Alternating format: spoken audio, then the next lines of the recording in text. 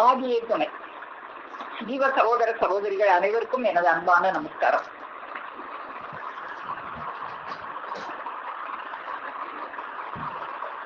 நமஸ்காரம்பா. நமஸ்காரம். நாம் இன்றும் வழக்கம் போலவே நம்முடைய ஜீவ சகோதரர் ஒருவரது வினாவிற்கான விடையை நம் பெருமானவர்களின் வேத கிரந்தங்களில் இருந்து தேடி பெறவிருக்கிறோம். முதலில் அந்த வினா என்ன என்பது பற்றி பார்த்து விடுவோம். நம் பெருமானவர்கள் நமக்கு அருளி தந்துள்ள எமபட வெடிபடு கோடாயுதத்து திருவாக்கியம் எண் 14, பக்கம் 46. ஆண்டவர்கள் வாக்கியம். ஜாதிகளின் கர்த்தாவே, நமக்கு உறக்கம் வருகிறது, பயம் உண்டாகிறது, சந்தோஷம் பொங்குகிறது. இவையெல்லாம் நமக்குள்ளே இருந்துதான் உண்டாகின்றன. விழிப்பு, மயக்கம், தைரியம், கோபம், சாந்தம், இரக்கம் நமக்குள் எந்த எந்த எல்லைகளில் இருந்து உண்டாகின்றன? இதுதான் கேள்வியாக இருக்கு. இவையெல்லாம் நமக்குள்ள இருந்துதான் உண்டாகின்றன. ஆனா எந்த எல்லைகளில் இருந்து உண்டாகின்றன? மனிதர்கள் அவசியம் தெரிந்து கொள்ள வேண்டியவை இவை.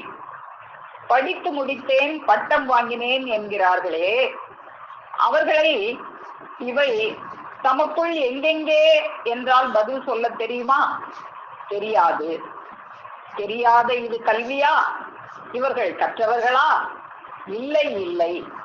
தன் வீட்டிற்குள் உள்ள பொருளை காலமெல்லாம் தான் தெரிந்து கொள்ளாமலும் தேடாமலும் இருந்துவிட்டு கடைசியில் களவு போக கொடுத்தவனை போலே இவனது வயசும் போய் சாவும் வந்து விடுகிறது.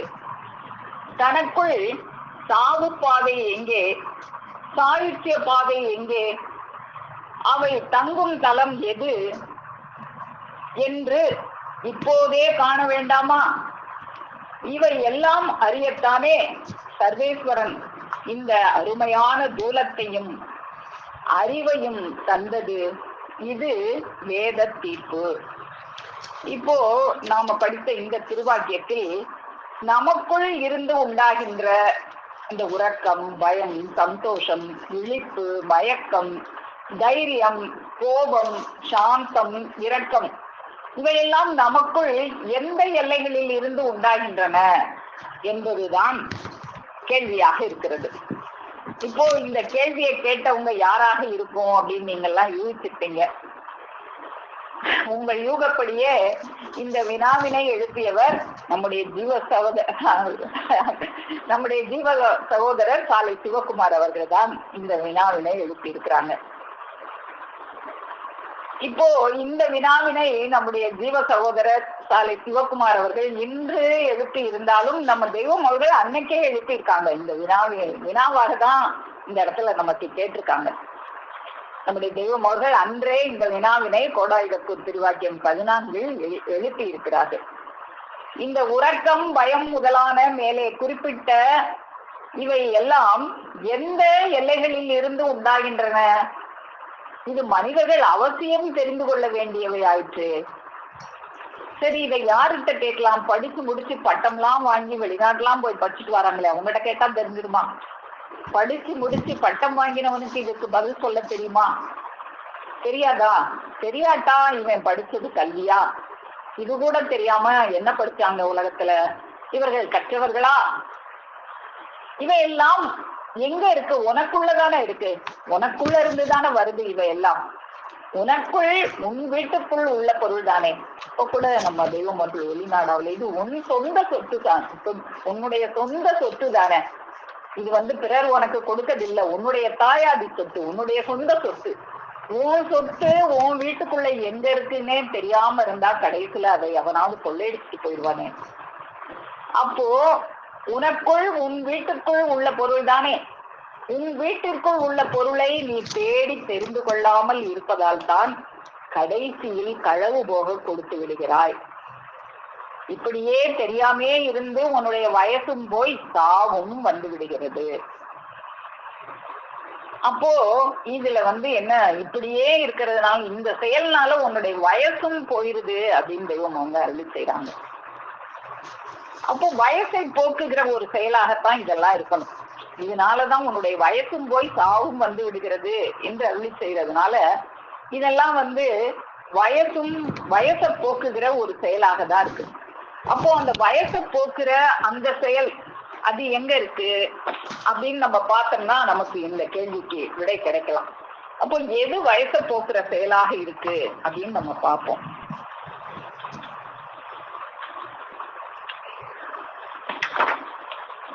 நமஸ்காரம்மா.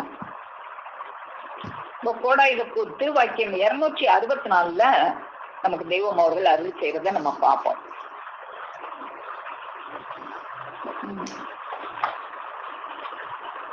கோடாயுதப்பூர் திருவாக்கியம் 293 பக்கம் 277.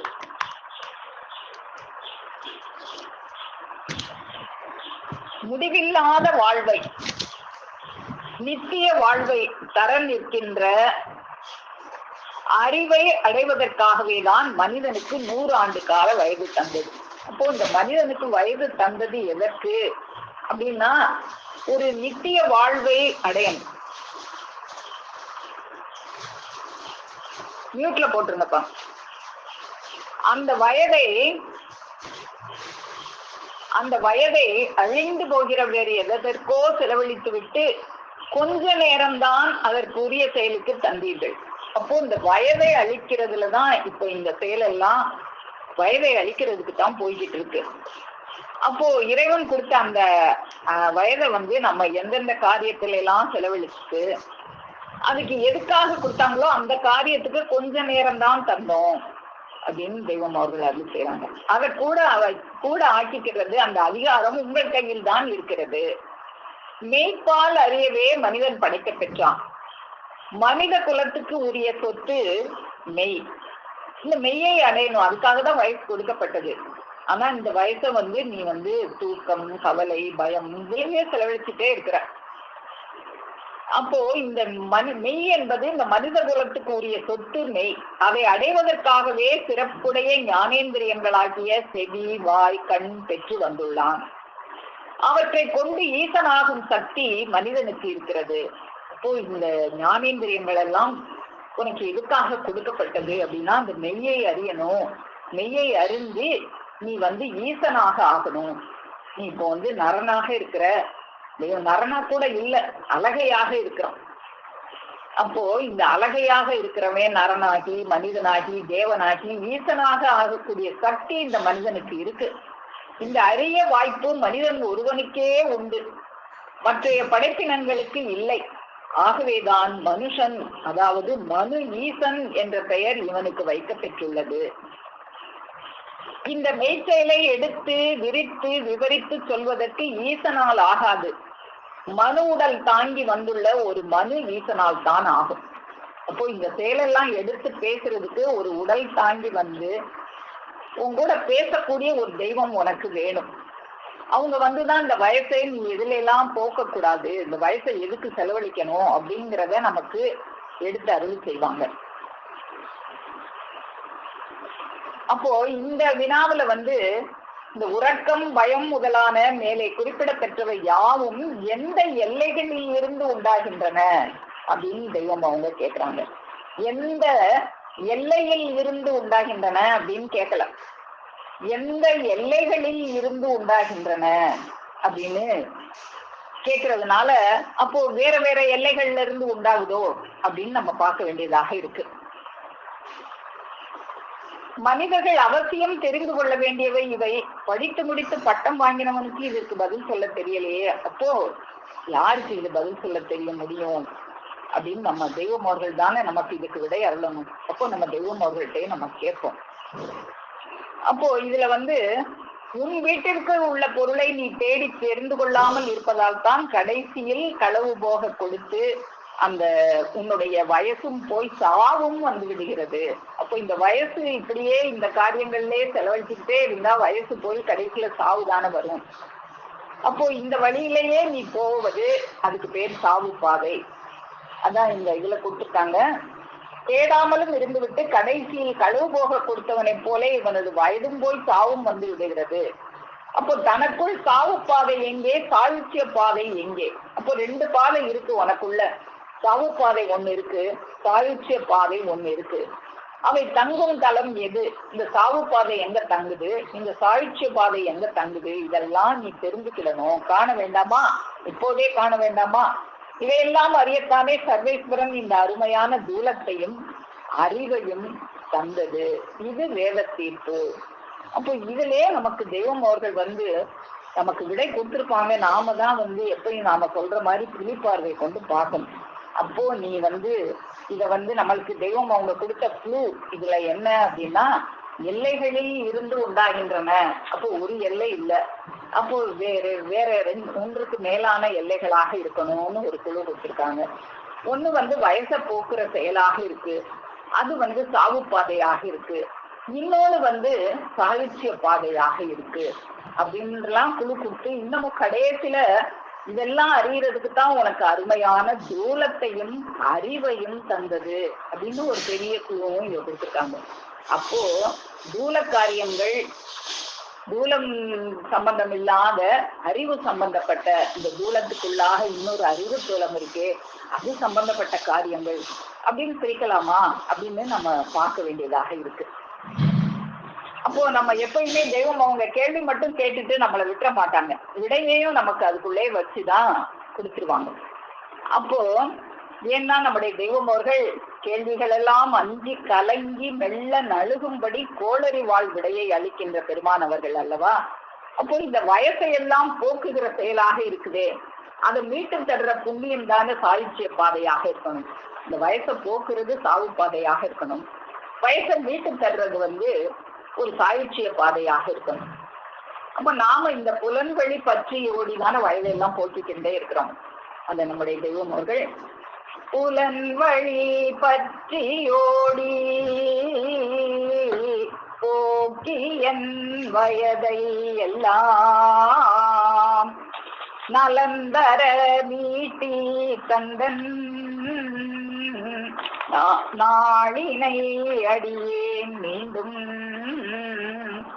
புலன் வழி அளித்தீடாது புண்ணியம் தனக்கே ஈட்டன் கலந்தவாய் திகிரி வேண்டே அதிசயம் நாயிதென்னே.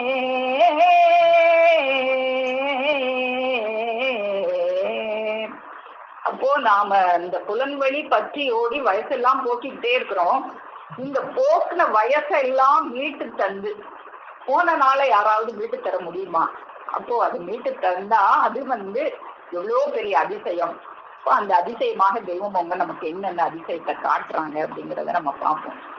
இப்போ இதுல மயக்கம், தைரியம், கோபம், சாந்தம், இரக்கம் இவைகளெல்லாம் நமக்குள்ள எந்த எல்லையிலிருந்து உண்டாகின்றன அப்படின்னு, எந்த எல்லையில் இருந்து உண்டாகின்றன தெய்வம் அவங்க கேட்கல, எந்த எல்லைகளில் இருந்து உண்டாகின்றன அப்படின்னு சொல்லி கேட்டிருக்காங்களே. அப்போ ஒருமையா கேட்காம பன்மையா கேட்டிருக்கிறதுனால இது வேற வேற எல்லைகளில் இருந்து உண்டாகின்றன போல அப்படின்னு நமக்கு ஒரு சந்தேகம் வருது. அப்போ இது கொடுத்தத தெய்வம் அவங்க கொடுத்துருக்காங்களே ஒரு லிஸ்ட் நமக்கு. என்னென்ன அது? உறக்கம், பயம், சந்தோஷம், விழிப்பு, மயக்கம், தைரியம், கோபம், சாந்தம், இரக்கம். இதை நாம 2ஆ பிரிக்க வேண்டியதா இருக்கு. இதுல சில நன்மை தரக்கூடிய செயல்களாக இருக்கு, சில நன்மை அல்லாத செயல்களாக இருக்கு. அப்போ இந்த நன்மை தரக்கூடிய செயல்களாகவும் நன்மை இல்லாத செயல்களாகவும் நாம 2ஆ பிரிச்சு பார்த்தா எது எது எந்த எல்லையில இருந்து வருது அப்படின்னு நம்மளுக்கு தெரிய வரும். இப்போ இதுல நன்மை பிறக்கின்ற செயல்கள் என்னவாக இருக்கு அப்படின்னு பார்த்தா, முதல்ல உறக்கம், அது இல்லை, அது நன்மை தராது, நமக்கே தெரியும். அடுத்து பயமும் தராது. சந்தோஷம், விழிப்பு, தைரியம், சாந்தம், இரக்கம், இந்த 5ம் ஒரு நன்மை தரக்கூடிய செயல்களாக இருக்கு.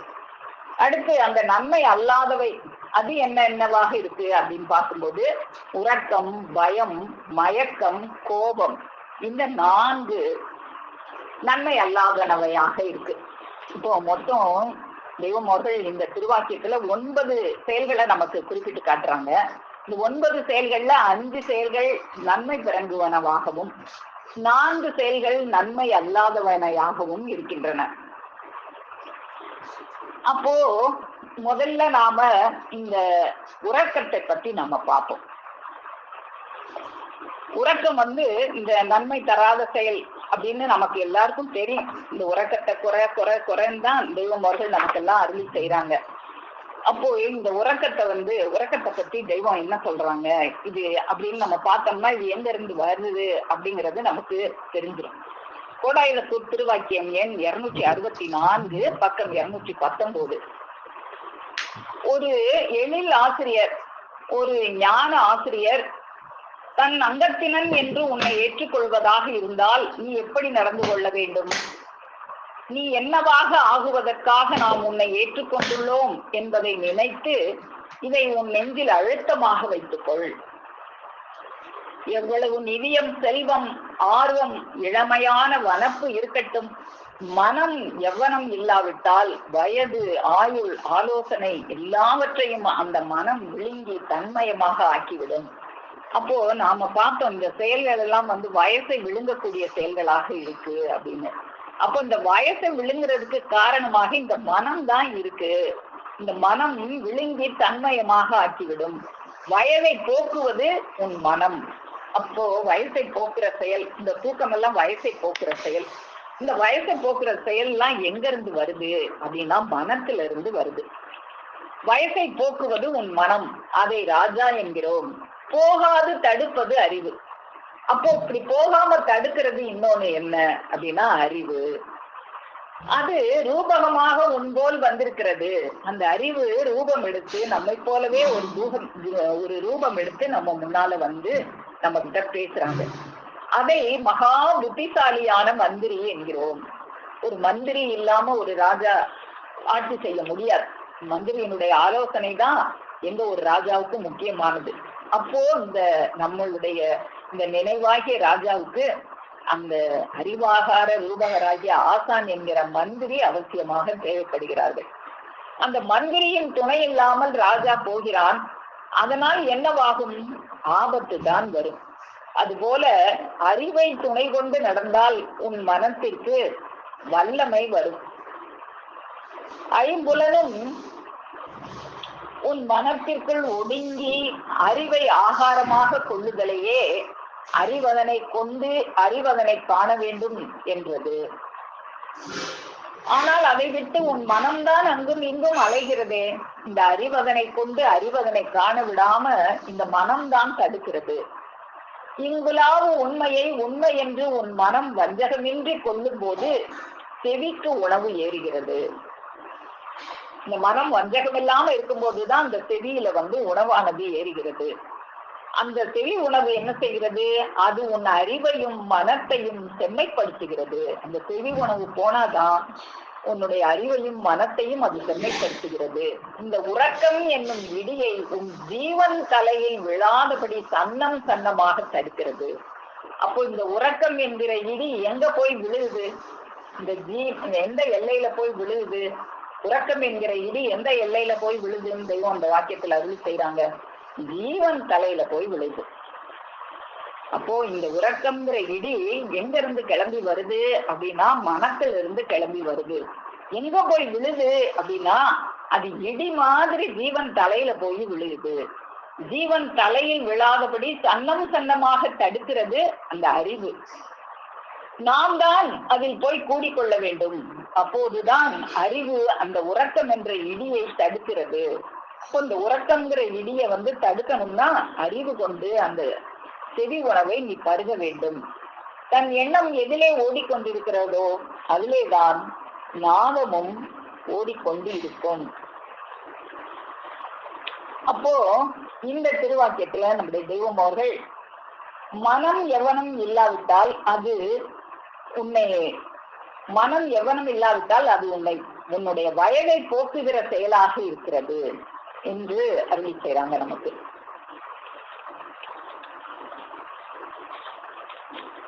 அதாவது இந்த மனம்தான் நமக்கு தலைவனாக இருக்கு.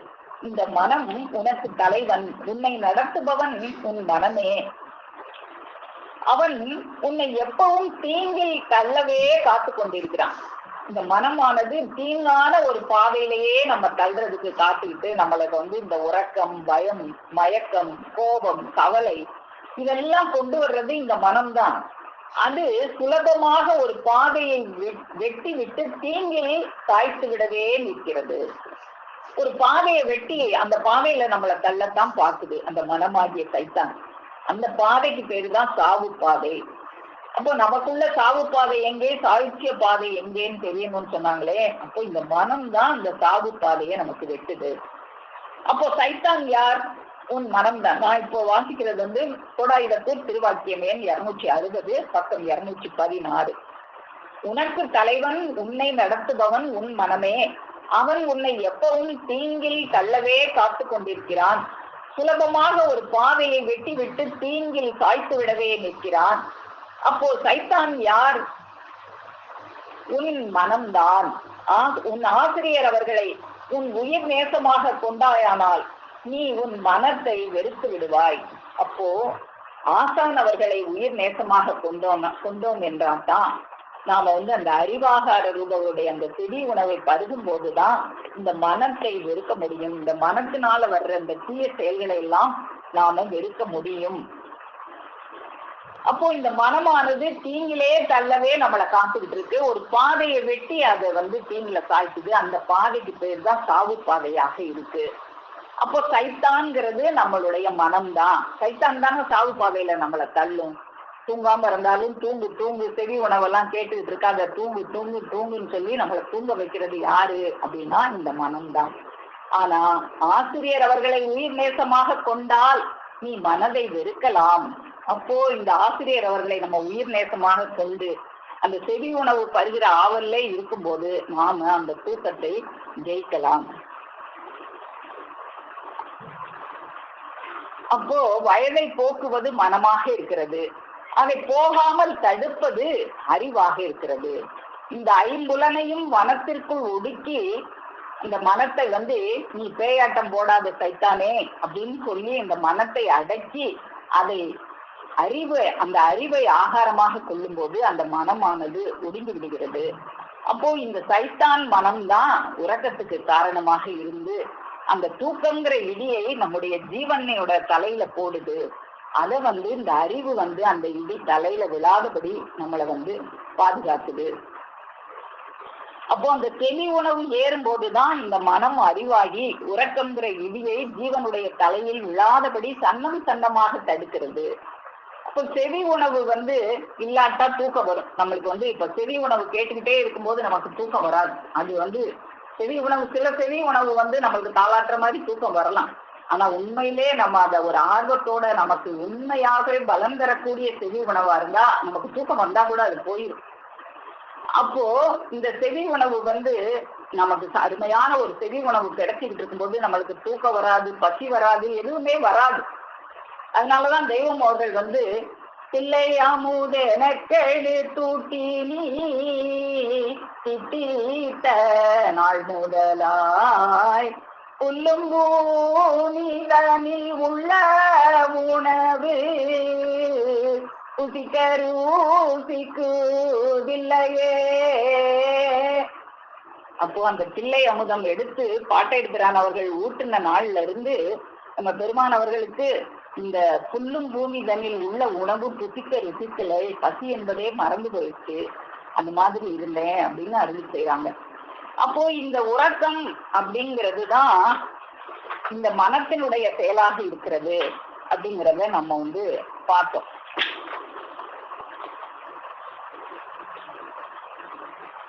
இந்த உலகத்தில் உள்ள மனுப்பலங்கள் எல்லாம் இந்த உறக்கத்தை பற்றி நம்முடைய தெய்வம் அவர்கள் மானியத்துல கண்ணதம்பர் பருவத்துல அருள் செய்வாங்க.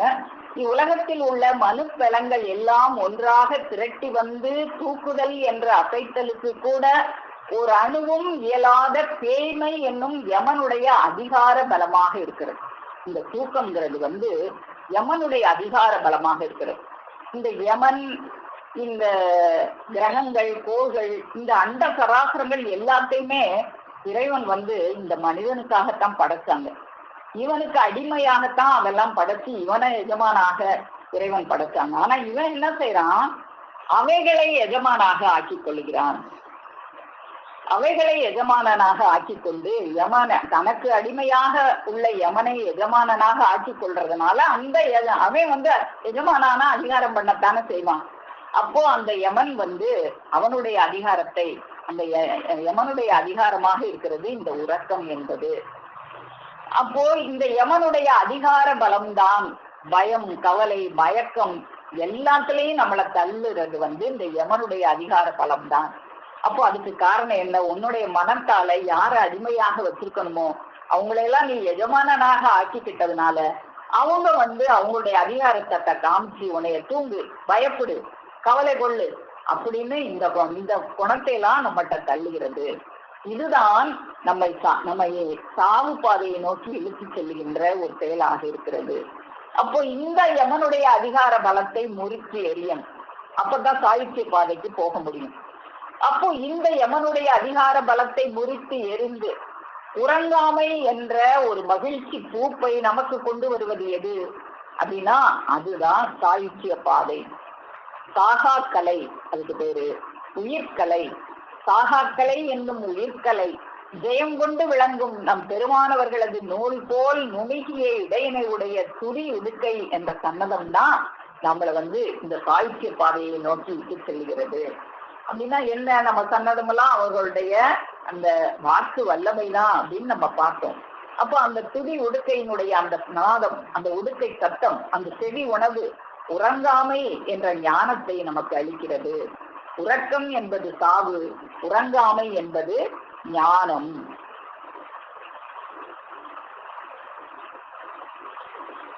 அப்போ இந்த உறக்கத்தை பற்றி இன்னும்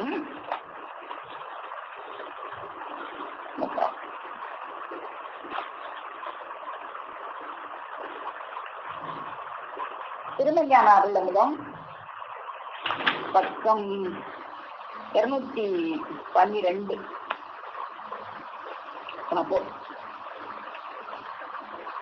இன்னொரு முக்கியமான விஷயம் எல்லோருக்கும் கவனிக்க வேண்டியது ஒன்று இருக்கிறது. அதாவது தூக்கத்தை குறைப்பதுதான்.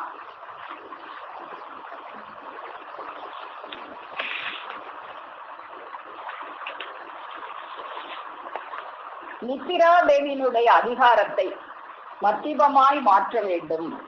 இது மகா முக்கியம்.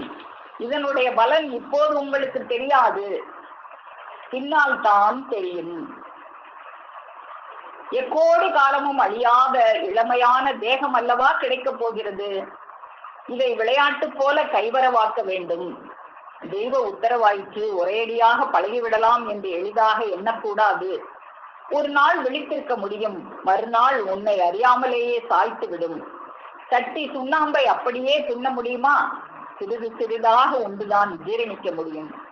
ஒருவன் ஒரு நாளில் 3 மணி நேரம்தான் தூங்க வேண்டும், அதற்கு மேல் தூங்கக்கூடாது. இதை விளையாட்டாக பார்க்கவே பாராவணக்கம் எல்லாம் எடுத்து வைத்தோம். நாமும் 30 வருடமாக இதை கட்டாயப்படுத்தி சொல்லி வருகிறோம். இனிமேலாவது எல்லோரும் தூக்கத்தை குறைக்க பழகுங்கள்.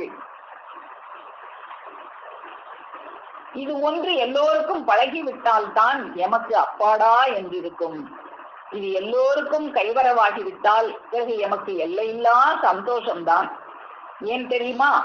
இது ஒன்றுதான் எம்மால் செய்து வைக்க முடியாத காரியம். என்னால செய்து யமன் உன்கிட்ட வராம நான் தடுத்துருவேன், ஆனா தூக்கம் உன்கிட்ட வராம தடுக்கிறது உன் கையில இருக்கு. ஏன்னா நீ யமனை எஜமானனாக ஆக்கி வச்சிருக்கிற. அவனை நீதான் அந்த யமனை, அந்த தூக்கத்தை குறைக்கிற அந்த செயல் உன் கையில தான் இருக்கு.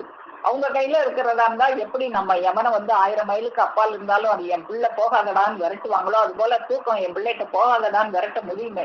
ஆனா அந்த தூக்கத்தை குறைக்கிற செயல் உன் கையில தான் இருக்கு. தோசி மரளியையும் சொல்லி விளக்கிடுவேன் நானு.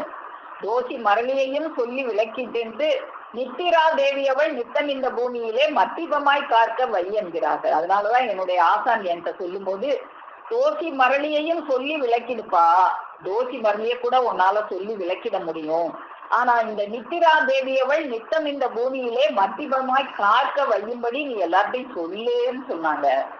அப்போ இந்த நித்ரா தேவியை நித்தமும் குறைக்க சொல்லி மத்தியமாய் காக்க வைக்க சொல்லி நான் சொல்லத்தான் முடியும், நீதான் அதை செய்யணும்.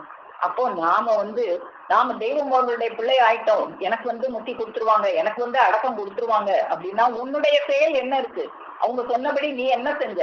தூக்கத்தை குறை, ஊனை குறை, உறக்கத்தை குறை, என்னென்னத்தை குறைக்க சொன்னாங்களோ அதெல்லாம் நாம செயல்படுத்தணுமா?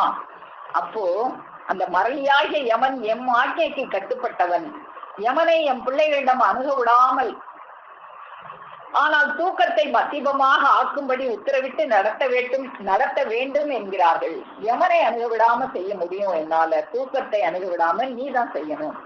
எம் உத்தரவுப்படி நீங்கள் நடந்தால்தான் இது சாத்தியமாகும்.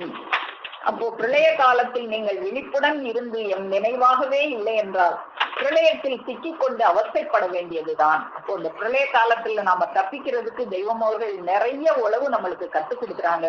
அந்த உழவெல்லாம் நாம கடைபிடிச்சு நடக்கிறோமா? காதுல கேட்கிறோம் ஆனா செயல்படுத்துறோமா அப்படின்னு நாம யோசிக்கணும். அப்போ அதற்கு யார் என்ன செய்ய முடியும்? ஆகவே இப்பவே தூக்கத்தை கட்டுப்படுத்தி விழிப்புடன் இருங்கள் என்று எச்சரித்து விட்டோம். என்ன இது ஒன்று உங்களால் ஆகாத காரியமா? முடியும் அல்லவா அப்படின்னு கேக்குறாங்க. உடனே சபையோர் உத்தரவு தெய்வமே, இனி அப்படியே பழகி வருகிறோம் அப்படின்னு தெய்வம் அவர்கள்ட்ட அன்னைக்கு வாக்கு கொடுத்தாங்க எல்லாரும். அப்போ நாம அதன்படி தெய்வம் அவர்களை நம்ம என்னென்ன உழவெல்லாம் நமக்கு அந்த யமன் எல்லையில தப்பிக்கிறதுக்கு நமக்கு கற்றுக் கொடுக்குறாங்களோ அந்த உழவுப்படி நாம நடக்க வேணும்.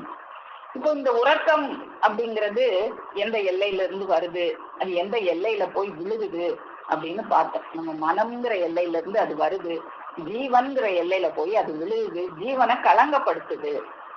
அப்போ இன்னும் மயக்கம், பயம் இதையும் அந்த மனத்துல இருந்துதான் வருது அப்படிங்கிறத, இந்த மயக்கத்தையும் மனம்தான் தருகிறது. ஆனா அந்த பெருமானவர்கள் பக்கத்துல இருந்தா அந்த மனம் மயங்காது அப்படிங்கிறத கூட நம்முடைய தெய்வம் அவர்கள் பத்தியத்திடத்துல மயங்காதிரு மனமே மயிர்பாலம் கடத்தும் குருநாதருகிருக்க மயங்காதிரு மனமே. அப்போ அந்த மயிர்பாலம், நெருப்பாறு மயிர்பாலத்தை நம்மளை கடத்தக்கூடிய குருநாதர் அருகில இருந்தா இந்த மனம் மயங்காது. அப்போ மனம்தான் மயங்குது, அது மயக்கத்தை போக்கணும்னா குருநாதர் அருகில் இருக்க வேண்டும். அறிவாகார சொருபகராகிய குருநாதர் நம்ம அருகில இருக்க வேண்டும்.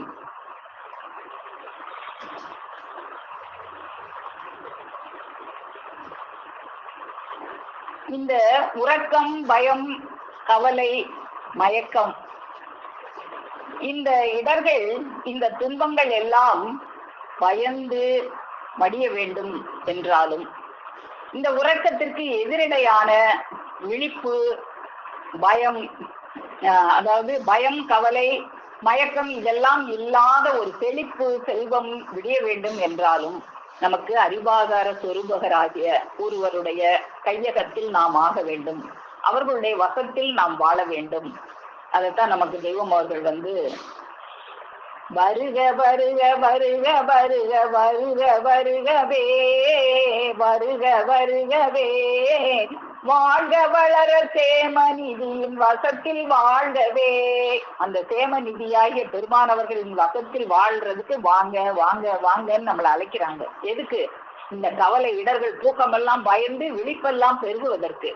பழிப்பு, மறுப்பு, கவலை, இடர்கள் பயந்து மடியவே பயந்து மடியவே விழிப்பு, செழிப்பு, செல்வம், தீர்வி, வேகம் விடியவே. இந்த பழிப்பு, மறுப்பு, கவலை, இடர்கள்லாம் பயந்து மடியறதுக்காகவும், விழிப்பு, செழிப்பு, செல்வம், சீர், விவேகம் விடியணும்னா நீ அந்த சேமநிதியின் வசத்தில் வாழ வேண்டும். அவங்க வசத்துல வாழும்போது நமக்கு இந்த செயலெல்லாம் கைவரவாகும். அப்போ எனவே இந்த 14ஆம் திருவாக்கியத்தில் நம் பெருமான் அவர்கள் நமக்கு அந்த சுட்டி காட்டிய 5 நன்மையாகிய செயல்கள், சந்தோஷம், விழிப்பு, தைரியம், சாந்தம், இரக்கம் ஆகியவையும், இந்த நன்மை அல்லாதவை உறக்கம், பயம், மயக்கம், கோபம் ஆகியவையும் படியும் எல்லை ஒரே எல்லை தான், நம்முடைய ஜீவன் தான். அதுல இந்த நன்மை ஜீவனுக்கு ஜீவன்ல நன்மையாக போய் படியுது. இந்த தீமையானவை எல்லாம் ஜீவன்ல போய் ஒரு மாசு தருவனவையாக படியுது. அப்போ இந்த நல்லவை நன்மையாக படிந்து ஜீவனை எவனம் அடைய வனப்படைய செய்கிறது. தீயவை இந்த உறக்கம், கோபம் இவை ஜீவன் தலையில் இடியாக விழுகிறது அப்படின்னு தெய்வம். இந்த இடியை நம்ம ஜீவன் தலையில இடி விழ செய்யலாமா? நம்ம யாரையாவது திட்டுறதுன்னா உன் தலையில இடி விழ அப்படின்னு திட்டுவோமே, நம்ம ஜீவனுக்கு நாமளே இடி விழ செய்யலாமா? அதனால இந்த உலக வாழ்வே சகமனை எண்ணி நாம வாழும்போது நம்மிடம் மனம்தான் சைத்தானாக, ஒரு பிசாசாக, பிறட்டு உருட்டாக, ஒரு புல்லு முள்ளாக யமன் என்னும் கடுவாய்க்குள் நம்மளை தள்ளுவதாக இருக்கிறது.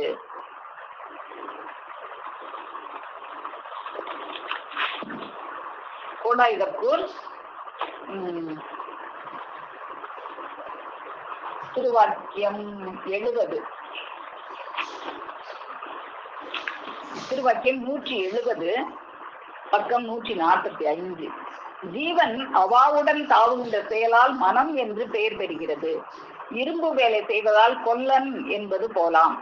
ஆகவே மனசாட்சியாக என்று சொல்வது பிசாசு சாட்சியாக, பிறட்டுருட்டு சாட்சியாக, குல்லு முள்ளு சாட்சியாக என்று சொல்லுவது போலாகும். அப்போ இந்த ஜீவனை இப்படி கலங்கப்படுத்துற இந்த மனமானது இந்த தூக்கம், கோபம், கவலை, பயம் இந்த மாதிரி செயல்களால் நம்முடைய ஜீவனை கலங்கப்படுத்துகிற ஒரு பிசாசாக, ஒரு பிறட்டு உருட்டாக, ஒரு குல்லு முள்ளாக நம்முடைய மனம் இருக்கிறது. இந்த மனதை அறிவாக மாற்றினால்தான் அந்த யமன் என்னும் கடுவாயினிடத்தில் நாம சிக்காம தப்பித்துக் கொள்ள முடியும். அப்ப இந்த தீங்காகிய சைத்தான் கலந்ததுதான் மனம். அது தாவுகின்ற செயலுடையதாக இருக்கிறது. இந்த மனத்துல மெல்ல மெல்ல மெய்யறிவு உதயம் காட்டணும். அப்போ மெய்யறிவு உதயம் காட்டுறது எப்படி அப்படின்னா, ஒரு தேவேஸ்வரின் திருவாய் மூலமாக வெளியாகும் அந்த ஒளி வீட்டு அமுதமாகிய அந்த செம்மை நலநேர் வழியை நாம ஆர்வத்துடன் செவி வாயிலாக பருகும் போதுதான் இந்த மனமானது அறிவாக மாறும். அப்படி மாறும்போது அது ஜீவனில் மாசாக படுகிற இந்த உறக்கம், பயம், கவலை, மயக்கம், கோபம் இந்த மாசுகளை எல்லாம் நீக்கி விழிப்பு, சந்தோஷம், தைரியம், சாந்தம், இரக்கம் முதலான நன்மைகளை இந்த ஜீவனில் படிய செய்து இந்த ஜீவனை வனப்படைய செய்கிறது. யமனனுகா வெற்றி மேட்டில் ஏற்றுகிறது. எனவே ஜீவனில் மாசுபடிந்து சாவு பாதையில் போக விடாது காத்து சாகாக்களை என்னும் உயிர்களை ஜெயம் கொண்டு விளங்கும் சாயிற்று பாதையில் நாம் செலுத்த வேண்டும். நம்முடைய நாம் அந்த வழியில நாம செல்ல வேண்டும். இப்போ நமக்கு இதை பற்றி இன்னும் திருமஞான குரல் பக்கம் திருவாக்கியம் 49 பார்ப்போம். பக்கம் 246 திருமஞான குரல் பக்கம் திருவாக்கியம் 49 பக்கம் 246.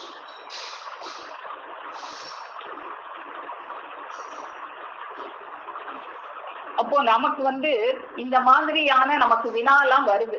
இப்போ இந்த விடையெல்லாம் கொடுத்து நம்முடைய தெய்வம் அவர்கள் நமக்கு ஒரு தெளிவு ஏற்படுத்தணும்னா அதுக்கு தெய்வம் அவர்கள் தான் நமக்கு வேணும். இப்போ நமக்கு தெளிவான ஒரு விடை கிடைச்சாதான் நம்ம மனம் அமைதி அடையும். தெளிவான விடை கிடைக்கலன்னா நம்ம மனம் அலைபாய்ந்துகிட்டே தான் இருக்கும். தெளிவான விடை கிடைச்சா பிறகு இந்த மனம் அலைபாயவே பாயாது. மனம் சரி தெளிவான விடை கிடைச்சிருச்சுன்னா மனம் அமைதி அடைஞ்சிடும்.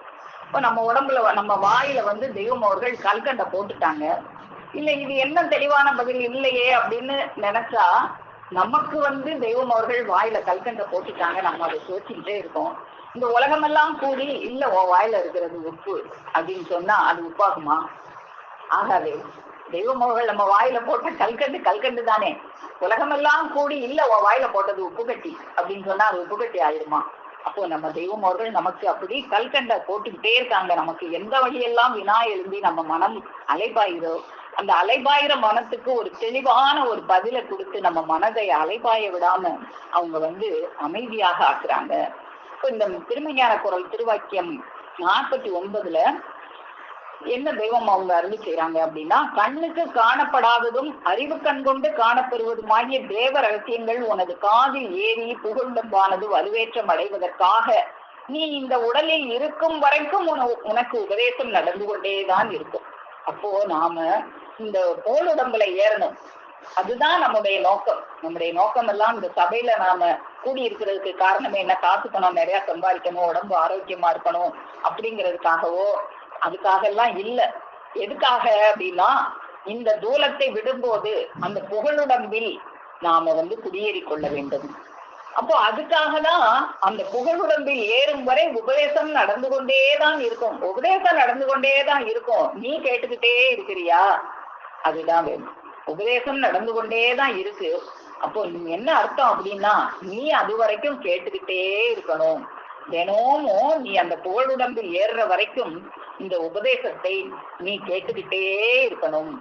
உன் தேகாதி அந்தத்தில் உள்ள சகல கருவி குலங்களையும் ஒவ்வொன்றாக மாசு துடைக்கும். அதுதான் இந்த தூக்கத்தினால உன் ஜீவன்ல போய் இடி விழுது, இந்த பயத்தினால உன் ஜீவன்ல போய் இடி விழுது, நீ கவலைப்பட்டுக்கிட்டே இருக்கிய அதனால உன் ஜீவன்ல போய் இடி விழுது. இந்த இடியெல்லாம் உன் ஜீவன்ல மாசு மாதிரி படிஞ்சிருது. இந்த மாசெல்லாம் துடைக்கணும்னா நீ என்ன செய்யணும்? தினமும் அந்த உபதேசத்தை அந்த புகழுடம்புல ஏறுற வரைக்கும் செவி மடுத்துக்கிட்டே இருக்கணும். எமது தெளிவெனும் பிரகாச வாளை வைத்து அவற்றில் உள்ள பாவங்களை வெட்டி வெட்டி மாற்றி மாற்றி ஆங்காங்கு தேவ வல்லபங்களை புதிது புதிதாக வைப்பதுவே உபதேசம். அப்போ நமக்கு தெளிவில்லாத ஒரு கருவி குலங்களாக இருக்குது. அதெல்லாம் தெய்வம் அவர்களுடைய அந்த பிரகாச வாளை கொண்டு வெட்டி வெட்டி அதெல்லாம் எடுத்துட்டு அங்கெல்லாம் புதுசாக தேவ வல்லப கல்விகளை நம்மளை வச்சு உறக்கத்தை உறங்காமையாக மாற்றி நம்மள மயக்கத்தை எல்லாம் மயக்கம் இல்லாத ஒரு தெளிவாக ஆற்றி நம்மள அந்த நன்மையிலேயே நன்மை பிறங்க செய்யறாங்க. இப்படி நம்முடைய தெய்வம் அவர்கள் நமக்கு அவங்க கைவசம் ஆகணும். நாம செய்ய வேண்டியது என்ன அப்படின்னா, அவங்களுடைய கைவசம் ஆகணும். ஆசான் சொல்லே உன் இச்சை என வந்ததும் அந்த நிமிஷத்திற்கு முன் இருந்த நீ இறந்து விட்டாய். இப்போ நம்மளுக்கு நிறைய பேருக்கு பயமா இருக்கும். புதுசா இருந்து வர்றவங்க எல்லாம் அன்னைக்கு தெய்வம் இருக்கும்போது உபதேசம் வாங்கினாங்க, மறுபிறப்பு அடைஞ்சாங்க. நாம இன்னைக்கு மறுபிறப்பு அடைஞ்சோமா? நாம இன்னைக்கு உபதேசம் வாங்கினோமா? நாம இன்னைக்கு நரர்ல இருந்து தேவனாக ஆகணுமா? நீ ஆயிட்டன்னு தெய்வம் அவங்க சொல்றாங்க. வேற யாரும் ஆகலைன்னு சொன்னாப்புல ஆகாம இருக்க மாட்டோம். நம்ம வாயில தெய்வம் அவர்கள் கற்கண்டை போட்டுட்டாங்க. உலகமெல்லாம் கூடி அது உப்புன்னு சொன்னா உப்பாகுமா? நீ ஆசான் சொல்லே இச்சை என வந்ததும் அந்த நிமிஷத்திற்கு முன் இருந்த நீ இறந்து விட்டாய் அப்படின்னா என்ன அர்த்தம்? ஆசான் சொல்லே இச்சைன்னு தானே நம்ம எல்லாம் இங்க கூடியிருக்கோம். அந்த சொல்லுக்கு அந்த இச்சைக்கு ஆசைப்பட்டு தானே இங்க கூடியிருக்கோம். அந்த இச்சைன்னு நீ என்னைக்கு வந்தியோ அன்னைக்கே நரன் என்ற நிலையிலிருந்து நீ இறந்து விட்டாய். நீ மனுஷனாயிட்ட, தேவன் ஆயிட்டன்னு தெய்வம் சொல்றாங்களே. அப்போ நீ மறுபிறப்பு அடைஞ்சிட்ட அப்படிங்கிறாங்களே. அப்போ அப்படி வந்துட்டாலே அந்த குருவாகிய ஜலக்கடல் தலை நீட்டினதும், அந்த குருபெருமானாகிய ஜலக்கடல் தலை நீட்டினதும் இந்த கிரகமாகிய நெருப்பு அணைந்து அதன் அதிகாரம் அற்று போகிறது. அப்போ நீ யாரெல்லாம் உனக்கு அடிமையாக வச்சிருந்தாங்களோ அவங்களையெல்லாம் நீ எஜமானாக ஆக்கி வச்சிருக்க. அப்படி வச்சிருந்தா அவங்க உனக்கு அதிகாரம் பண்ணிக்கிட்டே இருப்பாங்க. இந்த தூக்கமாகிய யமன் உன்னை அதிகாரம் பண்ணுவான், கவலை ஆகிய யமன் உன்னை அதிகாரம் பண்ணுவான், பயப்பட வைப்பான். இந்த அதிகாரங்கள் எல்லாம் அற்று போகணும்னா அந்த குரு பெருமானின் பரிசுத்தாவியின் கிரண வீச்சானது அவைகள் மேல் பாய்ந்ததும் அந்த கிரகங்கள் தமது குணம் மாறி அது அவர்களுக்கு ஊழியர்களாகி உதவி செய்ய நிற்கின்றன.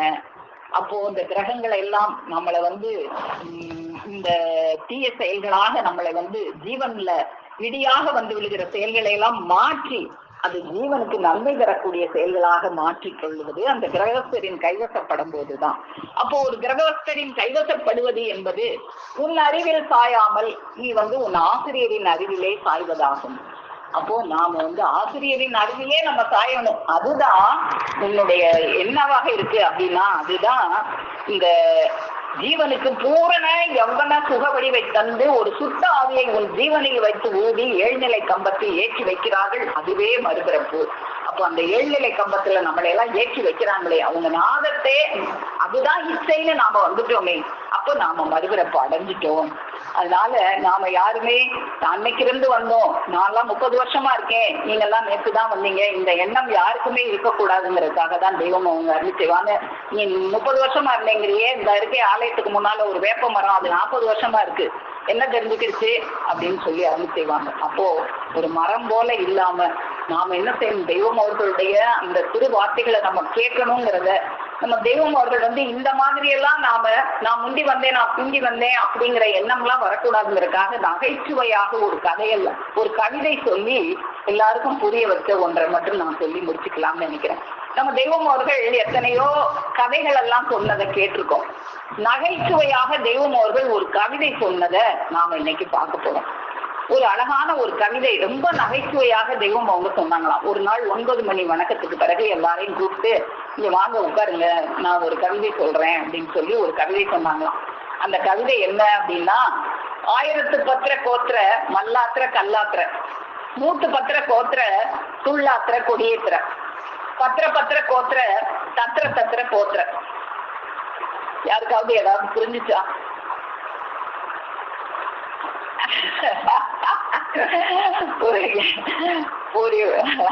இப்போ இந்த மாதிரி தெய்வம் அவர்கள் ஒரு கவிதை சொல்லி எல்லாருக்கும் புரிஞ்சுச்சான்னு கேட்டாங்களாம். இன்னொருக்க சொல்லுவோம், புரியுதான்னு பார்ப்போம். 1000 பத்திர கோத்திர மல்லாத்திர கல்லாத்திர, 100 பத்திர கோத்திர துள்ளாத்திர கொடியேத்திர, பத்திர கோத்திர தத்திர போத்திர. இப்போ புரிஞ்சுச்சா? புரியாது. அப்போ தெய்வம் இப்போ இந்த நகைச்சுவை கவிதையை தெய்வம் அவர்கள் அருளி செய்தது. அப்போ தெய்வம் அவர்கள் இதுக்கு விளக்கம் சொல்றாங்க. என்ன விளக்கம் சொல்றாங்க அப்படின்னா, ஒரு குளத்துல ஒரு ஆமை, மீன், தவளை 3 வாழ்ந்து வந்ததாம். என்னென்ன வாழ்ந்தது?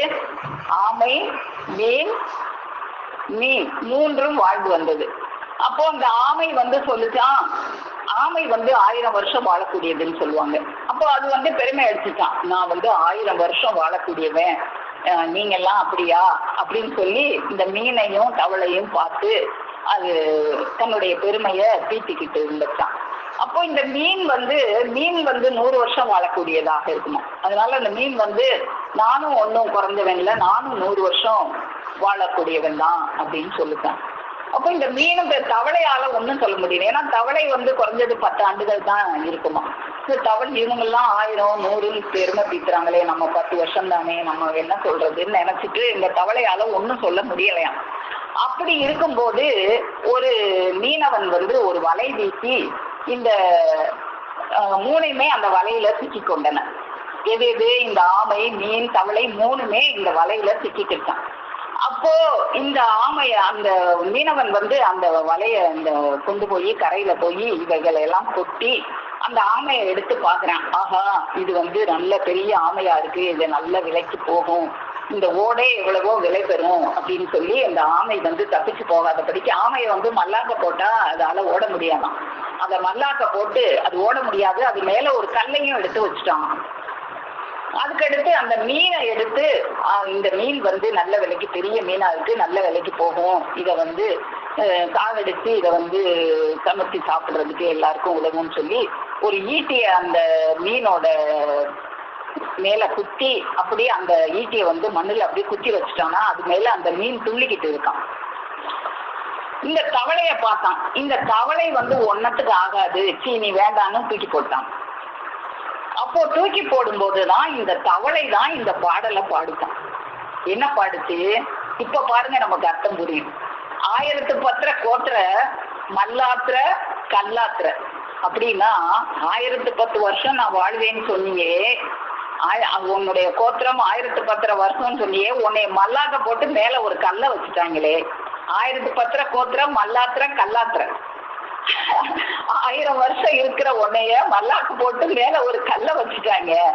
அடுத்து அந்த மீனை பார்த்து சொல்லுது, 100 பத்திர கோத்திர துள்ளாத்திர கொடியேத்திர, உன்னை 100 வருஷம் இருப்பேன்னு சொன்னியே, நீ இப்போ உன்னைய கொடி மாதிரி ஒரு ஈட்டியில குத்தி கொடி கம்ப மாதிரி நட்டு வச்சுட்டாங்க, நீ அதுல துள்ளிக்கிட்டு இருக்கிறியே. இப்ப துள்ளாத்திர கொடியேத்துற, உன்னைய கொடியேற்றி வச்சுட்டாங்க, நீ அதுல துள்ளிக்கிட்டு இருக்கிற. 100 பத்திர கோத்திர துள்ளாத்திர கொடியேத்துற, ஆனா என்னைய கேள்வி பண்ணீங்க 10 வருஷம் தான் இருப்பேன்னு.